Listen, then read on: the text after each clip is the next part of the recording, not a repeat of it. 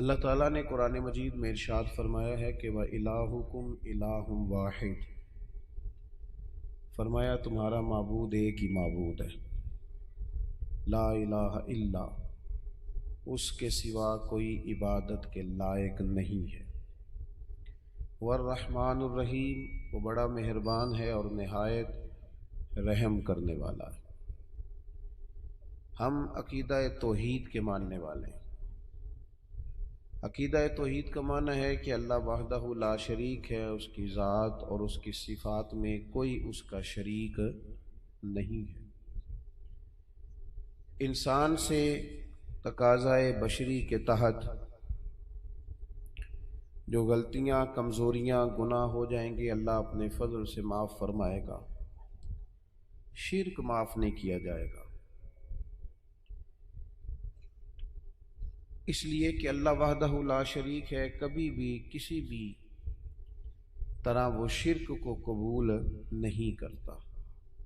अजीज दोस्तों, जिस तरह शिर्क अकबर है ना, कि अल्लाह के साथ किसी को इबादत समझना, इसी तरह एक शिर्क असगर भी है। वो है तसन्नो करना, बनावट करना, रियाकारी करना, दिखलावा करना। इसको भी शिर्क असगर कहा गया। अल्लाह चूंकि वहदहु ला शरीक है तो इखलास को पसंद करता है। फकत उस चीज को कबूल करता है जो खालिस अल्लाह ताला की रिजा के लिए की जाए। सारी जिंदगी इंसान किसी चीज को दीन समझ कर करे, लेकिन उसमें तसन्नो पैदा कर ले, रियाकारी और दिखलावा पैदा कर ले, अल्लाह की बारगाह में वो काबिल कबूल नहीं। थोड़ा काम किया जाए लेकिन फ़कत अल्लाह की रिज़ा के लिए किया जाए। आप देखें कि अगर इमाम गज़ाली एक बड़ी खूबसूरत मिसाल लिखते हैं, वो फरमाते हैं कि एक रियाकारी की मिसाल यूं समझो, रियाकारी पर सज़ा मिलने का माना यूं समझो कि एक पहरेदार से एक बादशाह बड़ा राजी था कि ये तो रात भी सारी खड़ा रहता है और मेरी हिफाजत के लिए तलवार इसने तानी होती है। बादशाह बड़ा उससे खुश था, इनाम व इकराम देना चाहता था और देता भी था। लेकिन अचानक बादशाह को अगर ये खबर मिले कि ये जो पहरेदार रात भी सारी जागता रहता है, ये मेरे लिए नहीं जागता, बल्कि माज़अल्लाह इसकी तो किसी कनीज पर नजर है, इसलिए इसने रात की ड्यूटी तलब की, तो फरमाते हैं अब बताओ बादशाह उसे क्या सजा देगा। उसने कितना एतमाद किया, कितना उसने उसके साथ मोहब्बत की, कितना उससे प्यार किया, और वो क्या निकला। हमारा भी ये मामला होता है कि हम अगर किसी शख्स पर बड़ा एतमाद करते हैं, उससे बड़ी मोहब्बत करते हैं, लेकिन अगर हमारा एतमाद टूटता है, हमें तकलीफ होती है। नबी पाक अलैहिस्सलाम ने फरमाया सबसे बड़ी ज्यादती ये है तुम्हारा अपने भाई के साथ जुल्म, ये है कि तुम उसके साथ किसी मामले में झूठ बोल रहे हो और वो तुम्हें सच्चा समझ रहा हो। ये बड़ा झूठ है तुम्हारा। मुखलिस जिंदगी जो होती है ना, इखलास वाली, वो काबिल कबूल होती है। अपनी जिंदगी से हर किस्म की तसन्नो को हटाएं, हर किस्म की बनावट को हटाएं, हर किस्म की जो जाहिरी ज़ेबो ज़ीनत है, जो मुलम्मा साजी है, इसको दूर करें। दीनी काम भी अगर अल्लाह की रिजा के लिए ना किया जाए तो वो दुनिया बन जाता है, और अगर बज़ाहिर वो काम दुनिया का हो लेकिन किया रब रसूल की रिजा के लिए जाए, अल्लाह रसूल की रिजा के लिए। देखे ना, एक आदमी तिजारत कर रहा है, बज़ाहिर तो वो कारोबार कर रहा है, पैसे कमा रहा है, बज़ाहिर तो वो काम कर रहा है जिसको आम मफहूम में लोग दुनियादारी करना कहते हैं, लेकिन हुजूर अलैहिस्सलाम ने फरमाया जो सच्चा ताजर होगा ना, सच्चा ताजर, अल्लाह क़यामत के दिन उसे नबियों के साथ जगह अता फरमाएगा। वो तिजारत कर रहा है पर कर सच्चाई के साथ रहा है, लोगों को सही चीज दे रहा है, तो अल्लाह ताला उसे, कोई और रास्ता नहीं है औरतों के गुजरने की, गली कोई और नहीं। बड़ा अजीब करके सारे दोस्तों को कह रहे पीछे चल जाओ, लेडीज का इधर आओ जाओ। नहीं तो यहाँ से कोई रास्ता रखा है निकलने का, और नहीं होते इधर बैठ रही है, आ तो इधर से रही है ना। वो इस गली से आ रही है। अल्लाह आपको सलामत रखे। ख़वातीन के लिए कोई अलग बंदोबस्त हो जाए गुजरने का तो वो अच्छी बात है। अल्लाह आपको सलामत रखे।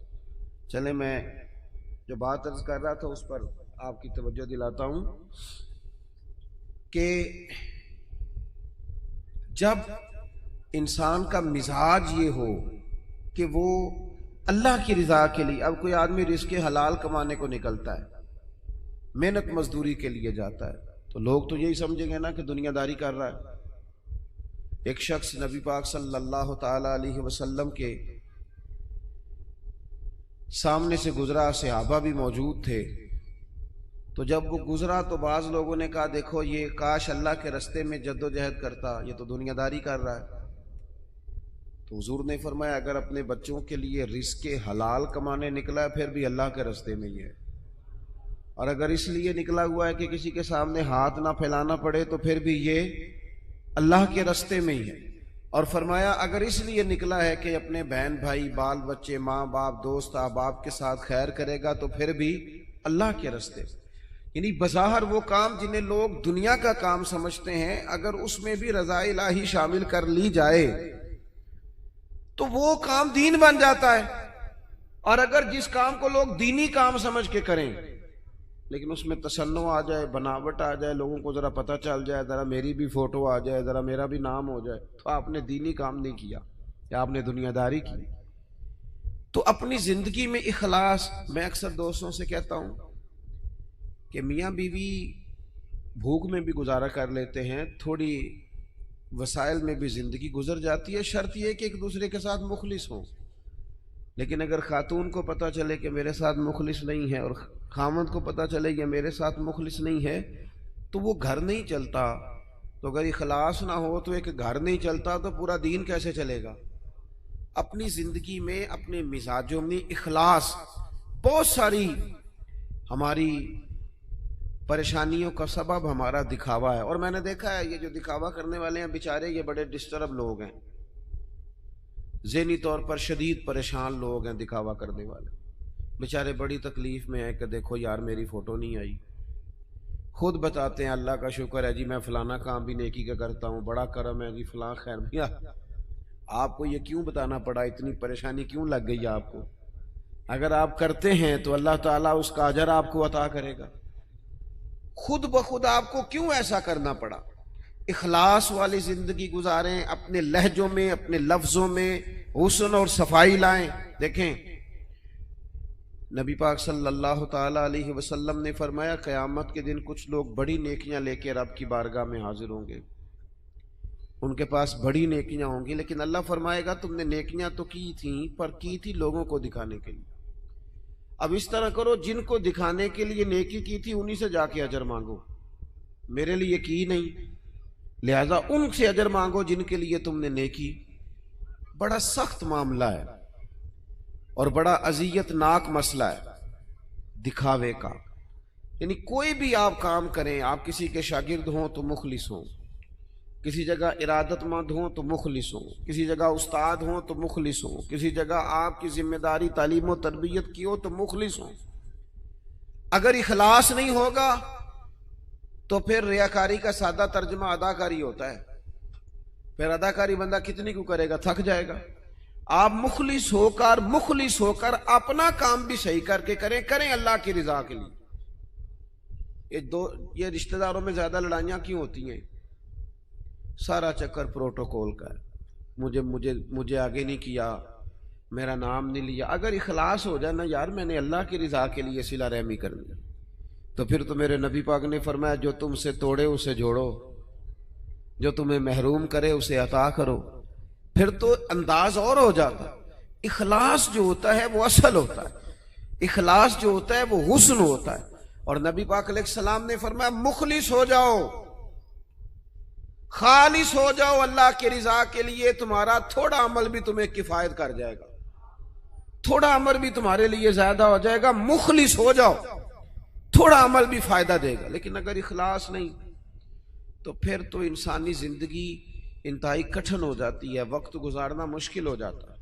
मुखलिस है ना जो बंदा, तो वो सादा भी है, जो मुखलिस है वो छुपा हुआ भी है। और हुजूर ने फरमाया उसे मुबारक हो जिसे थोड़े लोग जानते हैं। वो बंदा वैसे ही इनफिरादी हो जाता है। इखलास अपनी जिंदगी में, अपने मामलात में, अपनी रूटीन में, इसको मैंने ऐसे लोगों को देखा जो टीचर हैं किसी इदारे में, खुद पता चल जाता है उन्हें कि यार ये बच्चा कमजोर है, गरीब है, इसके माँ बाप ज्यादा अखराजात कबूल नहीं कर सकते, उठा नहीं सकते। तो मैंने देखा है कि वो उस्ताद सब अपनी जेब से उसका खर्चा दे रहे होते हैं। ये इखलास है। अगर मुखलिस हो जाएं, मुंतज़िमीन, मुआविनीन, तो बहुत सारे बच्चे जो तालीम से रह जाते हैं वो ना रहें, वो पढ़ जाएं। हम अगर मुखलिस हो जाएं, इखलास हो जाए, तो हम बहुत सारे लोग ऐसे होते हैं जिनको साथ लेके चल सकते हैं, उनके कारोबार सेट करने में मददगार साबित हो सकते हैं। लेकिन हमारा तो ख्याल होता है कि कहीं ऐसा ना हो कि वो भी सेट हो जाए तो मेरे बराबर ना आ जाए। मुखलिस अगर हो जाएं तो जिंदगी में बड़े सारे लोगों का हाथ थामेंगे, बड़े सारे लोग होंगे जिनको लेके चलेंगे। शर्त अल्लाह की रजा है, अल्लाह की रजा शर्त है। अगर अल्लाह ताला की रजा, वो हजरत साद बिन अबी वक़ास रदी अल्लाह ताला अन्हु कहते हैं, जब हम कादसिया के इलाकों में जंग लड़ रहे थे ना, तो वहां एक शख्स बड़ा महंगा माले गनीमत, बाज ने तो लिखा है कि ताज सोने हीरे लगे हुए थे, बादशाह का ताज। वो बंदा ना ढूंढ के लाया, मिल नहीं रहा था, जंग हुई तो रेतला इलाका था, ताज बादशाह के कहीं खो गया। तो एक आदमी सादा सा फौजी वो ताज लेके शाम को सिपा सालार के खेमे में दाखिल हुआ। तो उनसे जब पूछा गया, वो ताज उन्होंने पेश किया, चेहरे पे कपड़ा डाला हुआ था। तो उनसे पूछा गया कि आप बड़े अमीर आदमी हैं जो आपने बड़ी दयानतदारी से ये ताज वापस कर दिया। कहने लगे नहीं, गुजर बसर मुश्किल से है। तो कहा फिर आपने इतना महंगा ताज हाथ आया था, वापस कैसे कर दिया? कहने लगे मैंने अपने रब को राजी करना है, दयानतदारी अल्लाह की रजा के लिए दिखाई। अब वो वापस जाने लगे तो उनको आवाज दे के पूछा गया, नाम ही बताते जाएं, कबीला ही बताते जाएं। यहां तो आपको पता है तस्वीरें भी लगती हैं, अखबार भी आते हैं, फेसबुक भी चलती है, फलाने को भी पता चल जाता है, बोर्ड भी लगते हैं, फटियां भी, यहां तक कि लोग मस्जिद की टाइलों पे भी नाम लिखवा लेते हैं, बराए साले सवाब। वो फरिश्तों को पता है किसके लिए किया है, पता है जिसने अजर देने है उसे। आप किस हिसाब से नाम लिखवा रहे हैं? पता है अल्लाह को जिसने अजर देना है उसे वो जानता है। तो उनको आवाज दे के कहा गया नाम ही बता दे। तो वो सहाबी कहने लगे, जिस रब और रसूल के लिए मैंने ये काम किया वो मेरा नाम भी जानते हैं, बाप का नाम भी जानते हैं, कबीला भी जानते हैं। अपनी जिंदगी अगर थोड़ी सी इन चीजों से बाहर आ जाएगी तो तकल्लुफात से बाहर आएगी, जिंदगी सादा हो जाएगी। लोग अजियत से, यहां तो जनाब महफिलों में लोग फूल देने लगते हैं, कहते ठहर जाओ ठहर जाओ ठहर जाओ, भाई आप गुलदस्ता देने लगे दे दो, ठहरो ठहरो ठहरो, क्या हो गया? कहते जरा कैमरे सीधे हो लेंदे हो। भाई फूल पेश करने हैं तो वो भी कैमरा सीधा कर लो, उसके बाद पेश कर लो। और कैमरों की दुनिया और कैमरे की आंख, इसी में जिंदा रहना है क्या? जिंदगी तो बाहर है, जिंदगी तो वो है जो हकीकत में है। इखलास अपनी जिंदगी में पैदा करें, अपने बहन भाइयों के साथ, अपने घर में, अपने दोस्त अहबाब के साथ, अपने दीन के साथ, अपने मुल्क के साथ, अपनी मिल्लत के साथ इखलास पैदा करें। मिजाज खुलूस वाला हो, लिल्लाहियत वाला हो। हम मुसलमान हैं, हमें ये वाला सबक नहीं पढ़ाया गया कि दुनिया में खा लो पी लो मौज कर लो, यही है सारा कुछ। हमें तो कहा गया है कि तुम यहां कोई खैर करने आए हो, इखलास के साथ रब को राजी करो, वापस लौटना है, उसकी बारगाह की तरफ वापस जाना है, जजा सजा का फैसला होगा। लिहाजा यहां कोई खैर का काम करने आए हैं, यहां तयशुदा बात है कि कोई पक्का रहने के लिए नहीं आया, सब ने लौटना। तो अपने लौटने की तैयारी करे, उसके लिए शर्त इखलास है, उसके लिए शर्त मुखलिस होना है। बड़े सारे गरीब लोग ऐसे हैं जिन्होंने अब अपने दुख नहीं वो बताते, उन्होंने छोड़ दिए। बड़े सारे सफ़ेद पोश ऐसे हैं जो तकलीफ में आते हैं, किसी से बात नहीं करते। क्यों?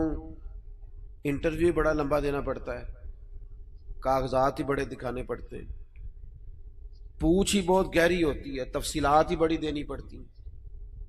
हालांकि रब ने जब हमें दिया था तो इतनी तफसीलात नहीं जानी थी, पूछी थी, हुक्म नहीं दिया था। वो तो खैर जानता है सारा कुछ, लेकिन उसने इतने सवाल जवाब जो जिस जरिए से हमें दिए, वो जरिया इतने सवालों जवाबों वाला नहीं था। हम जब लेते हैं तो फिर माहौल और होता है, और जब देना पड़ता है तो, हालांकि वो कहता है वह मिम्मा रज़क़नाहुम युनफिकून, उसमें से खर्च कर जो मैंने तुझे दिया है। दिया ही मैंने, अब उसमें से दे। तो हमारे यहाँ जनाब बड़ी लंबी, अब तो लोग बताते नहीं, कहते हैं चुप करो, इज्जत नफ्स का मसला है, अगर बात करेंगे तो बात खुल जाएगी, बात आगे निकल जाएगी। लेकिन जो देने वाले थे, जो अता कर, हजरत अब्दुल्ला इब्ने उमर रदी अल्लाह ताला, उनका ना एक गुलाम ज्यादा इबादत करने लग गया, अल्लाह अल्लाह ज्यादा करता था, नफल ज्यादा पढ़ता, जिक्र अज़कार ज्यादा करता, इबादत ज्यादा करता, तिलावत ज्यादा करता, दरूद पाक ज्यादा पढ़ता। तो जनाब अब्दुल्ला इब्ने उमर ने उसे आज़ाद कर दिया। फरमाया अल्लाह की हुजूर हाजिर होना चाहता है, हम क्यों इसे पाबंद करें, इसे आज़ाद करते। उसे आज़ाद कर दिया। एक और गुलाम ने सोचा कि यार ये तो बड़ी बात है, उसने भी अल्लाह अल्लाह शुरू कर दिया। तो अब्दुल्ला इब्ने उमर ने उसे भी आज़ाद कर दिया। अब वो गुलामों ने काम पकड़ लिया, नफल पढ़ते, आप उसे आज़ाद कर देते। एक दिन आपके बेटे कहने लगे बाबा जान ये आपको धोखा देते हैं, बाद में पता नहीं पांचों भी पढ़ते हैं कि नहीं। आपके सामने ये नफल पढ़ते हैं, बड़े सजदे करते हैं, आप आज़ाद कर देते हैं, आज़ादी के बाद पता नहीं क्या करते होंगे, धोखा देते हैं। हज़रत अब्दुल्ला इब्ने उमर ने बड़ी ही आला बात कर दी। रब के बंदों की यही शान होती है। फरमाने लगे ये मुझे रब के नाम पे धोखा देते हैं, मैं तैयार हूं धोखा खाने के लिए। इस नाम पर मैं धोखा खाने को, यहां लोग बड़े बड़े नामों पे धोखे नहीं खाते, तेरा प्लाट महंगा बेच दूंगा, लोग धोखा खा नहीं जाते। तू जमा करा, तेरे 100 के 250 हो जाएंगे, खाते नहीं। दौलत के नाम पे तो धोखे खाते हैं ना लोग, इख्तदार के नाम पर भी तो धोखे खाते हैं ना। तो कहा अगर अल्लाह का नाम लेकर ये मुझे धोखा देना चाहते हैं तो मैं धोखा खाने को तैयार हूं। इखलास पैदा करें जिंदगी के अंदर, लिल्लाहियत पैदा। आप इतने सारे लोग आए हैं, अगर हम 50-60 लोग भी किसी एक इलाके में मुखलिस हो जाए ना, और हमारा ज़हन बन जाए कि हमने इखलास के साथ इस इलाके की खिदमत करनी है, इलाके के मसाइल को देखना है। आप तो माशाल्लाह बहुत ज्यादा है, मैं कह रहा हूं 40-50 लोग भी हों, तो वो गली से गुजर रहे होते हैं तो गाड़ी जो है वो किसी खड्डे में लगता है, टायर तो उस पर तबसरा होता है। साड़ी हुकूमत कोई काम नहीं कर दी, वे को किड्डे खड्डे ने। हालांकि वो 10 मिनट का काम है, गाड़ी साइड पे की जाए, एक दाबड़ा एक कई उसे पकड़ा जाए और खड्डे को बंद कर दिया जाए। और वो मैंने तो देखा है कि जो 4 करोड़ रुपया अपने घर पे लगाता है, वो 10 लाख रुपया गली पे लगाने को तैयार ही नहीं होता। सारी गली में पानी खड़ा है। हम सारी जिंदगी तबसरों में वक्त गुजारते हैं, गुफ्तगू में वक्त गुजारते हैं। हम नेक नजर आना चाहते हैं, नेक बनना नहीं चाहते। हम चाहते हैं हमारी शोहरत हो जाए, हम नेक लोग, लेकिन नेकी करनी न पड़े। खैर वाला काम है उसे कर गुजरे, और अल्लाह की रिजा के लिए कर गुजरे। ये मसाजिद के बाहर, मदारस के बाहर अक्सर उलमा के नाम लिखे होते हैं, बानी और मोहतमिम, चलो वही होंगे, होता भी है ऐसा, लेकिन उस बंदे का भी बड़ा किरदार होता है जो उसमें ढेर सारा हिस्सा मिला जाता है और साथ ये भी कहा जाता है मेरा नाम ना लिया दे। वो भी बड़ा बड़ा मुखलिस होता है, वो भी बड़ा बानी होता है जो कह जाता है मेरा जिक्र करना सारा मेरे जिम्मे लगा दें, आप लंगर का खर्चा सारी महफिल का दे दूंगा, मेरा नाम ना लेना। इससे दिल ठंडा रहता है, इससे तबीयत ठंडी रहती है। लेकिन अगर फोन पहले ही चल पड़े, मैं आ रहा हूं, मैं क्या कर रहा हूं, और जनाब देखना मैं इनकलाब बर्पा कर दूंगा, तो भाई आप गरज रहे हैं, बरसने की उम्मीद जरा थोड़ी है। जो बरसते हैं उनको गरजने की जरूरत, वो तो काम करके गुजर जाते हैं। बात ज्यादा नहीं करनी, बस मैं खत्म करने लगा हूं, आपने तवज्जो करनी है। अपनी ज़िंदगी जब इखलास वाली होती है ना, तो मुखलिस, ये कैसे हो सकता है कि आप किसी के साथ मुखलिस ना हो और फिर आप दावा करें वो मुखलिस हो जाए? ये कैसे हो सकता है? आप पहले मुखलिस बने, फिर बाकी लोग भी आपके साथ मुखलिस हो जाएंगे। हम चाहते हैं सारी दुनिया मेरे साथ मुखलिस रहे। वो इमाम गजाली रहमतुल्लाह अलैह से पूछा एक शख्स ने कि मुखलिस दोस्त नहीं मिलता, तो फरमाने लगे चल तू ही मुखलिस हो जा, तू ही मुखलिस हो जा। हम ये चाहते हैं मेरे साथ सारे लोग सच बोले और मैं किसी के साथ भी सच, तो ये हो नहीं ना सकता। मुझे हर दुकान से सौदा खालस मिले और जो मैं बेच रहा हूं वो मैं खालस, तो भाई ऐसे होता नहीं ना, ये तो मुमकिन नहीं ना। तो अपनी जिंदगी में इखलास, इमाम अबू नुऐम कहते हैं कि एक 100 घर था पूरा मदीना शरीफ में, थोड़ी सी आबादी होती थी, 100 घर था जिसमें 2 वक्त खाना भी मिलता था, कपड़े भी बच्चों के, दीगर अखराजात भी, 100 घर को, और सालों मिलता रहा पर पता नहीं था कौन दे जाता है। सालों वो खाना पानी बच्चों के खर्चे आते रहे पर पता नहीं था दे के कौन जाता है। फिर अचानक एक दिन ऐसा आया कि वो खाना भी आना बंद हुआ, वो सारी चीजें बंद हुई, लोग परेशान हुए, डिस्टर्ब हुए, तकलीफ बढ़ी। एक दूसरे से पूछने लगे तेरे घर भी नहीं आ रहा? उसने कहा नहीं आ रहा। तेरे घर 100 तो घर था। फिर कहा पता करो कब से नहीं आ रहा, तो पता चला 18 मुहर्रम से मेरे घर नहीं आया लंगर। 18 घर से, वो कहने लगा 18 मुहर्रम से मेरे घर भी नहीं आया। वो जब गरीबों ने तारीखें मिलाई 100 घरों ने, तो 18 मुहर्रम से ही लंगर बंद हुआ। पता करो 18 मुहर्रम को क्या हुआ, तो पता चला 18 मुहर्रम को इमाम ज़ैनुल आबिदीन का इंतकाल हुआ। 18 मुहर्रम को इमाम साहब का विसाल हुआ। वो 100 घरों में खाना पहुंचाते थे, खर्चा उठाते थे, चेहरे पे कपड़ा पहन के रखते थे। कोई पूछता आप कौन है तो नाराज हो जाते थे। उन्होंने खिदमत की इखलास से, लेकिन फिर हालत ये हो गई कि लोग उनको जानते थे, याद करते थे, उनके लिए रोते थे। अपनी ज़िंदगी इखलास वाली करें, उसमें लिल्लाहियत पैदा करें। आप थोड़ा काम करें लेकिन रियाकारी से, तसन्नो से। मैं तो देखता हूँ, बड़ी मेहरबानी की बात सुने, क्या मसला हो गया, इत्मीनान से सारे दोस्त तशरीफ, अल्लाह आपको लंबी ज़िंदगी सेहत वाली दे। मैं तो देखता हूँ लोग अपने वालिदैन को हज पे भेज के लोगों को बताते हैं मैंने भेजा अब्बा जी को हज पे। तो अब्बा जी आप कहते भाईजान आपने भेजना था, अब ये बताने की कोई ज़रूरत है? फलां के साथ मैंने नेकी की, भगी अगर आप इतने परेशान थे तो फिर न करते। ये चीज़ें आजमाइश में डाल देती हैं, अपने तकलीफ में आ जाते हैं। यार ये नाम ले रहा है। वो हमारे एक जगह ख़त्म शरीफ था, तो मैं एक जगह हाजिर हुआ इसाले सवाब की तकरीब में, तो वो कहने लगे ये आपने जब दुआ मांगनी है ना ख़त्म शरीफ पे, तो ये भी बताना है कि 50,000 रुपये हमने मस्जिद में दिया है, और ये इतना इतना कुछ जो है वो हमने और भी खिदमात की हैं, ये वाली साहब के लिए ना ज़रा बोल दीजिएगा। तो मैंने उन्हें कहा ठीक है, दुआ मांग दी। मैंने कहा जो पढ़ा पढ़ाया है। वो बाद में मुझसे कहने लगे आपने बताया नहीं। मैं क्या किन्हू दसना सारे? कहने लगे वो ज़रा, मैंने कहा खुदा के बंदे अब्बा जी क्या दे गए आपको ज़िंदगी पूरी में? कहने लगे बड़ा कुछ। तो मैंने कहा उन्होंने भी मस्जिद ऐलान कराया था कि मैं बच्चों को ज़मीन दे के जा रहा हूँ, घर दे के जा रहा हूँ, दुकान, ऐलान कराया था? कहने लगे नहीं। तो मैंने कहा तू 50,000 दे के ऐलान कराता फिरता, क्या मतलब चक्कर में पड़ गए? इससे तो कोफ्त पैदा होती है। अपनी ज़िंदगी इखलास वाली करनी है, उसमें लिल्लाहियत पैदा करनी है, और कोशिश करें कि अमल ज़रूर कोई ना कोई करें। 3 बातें मैंने आपसे करनी है आखिर में, और इन पर आपने अमल करना है, करेंगे इंशाअल्लाह ताला। एक तो कुछ नफल नमाज घर में पढ़ा करें, ये ज़रूरी है घर के माहौल को दुरुस्त रखने के लिए। 10 नफल, 8 नफल, 6 नफल, कुछ ना कुछ नफल नमाज घर में ज़रूर अदा करें। उससे घर में बरकत भी होगी, और हुजूर ने फरमाया अपने घर को कब्रिस्तान ना बनाओ, कुछ नमाज घर में भी पढ़ा करो। दूसरा, कुछ कुरान मजीद की तिलावत घर में ज़रूर करनी है, ये अपना ज़ौक़ बनाए।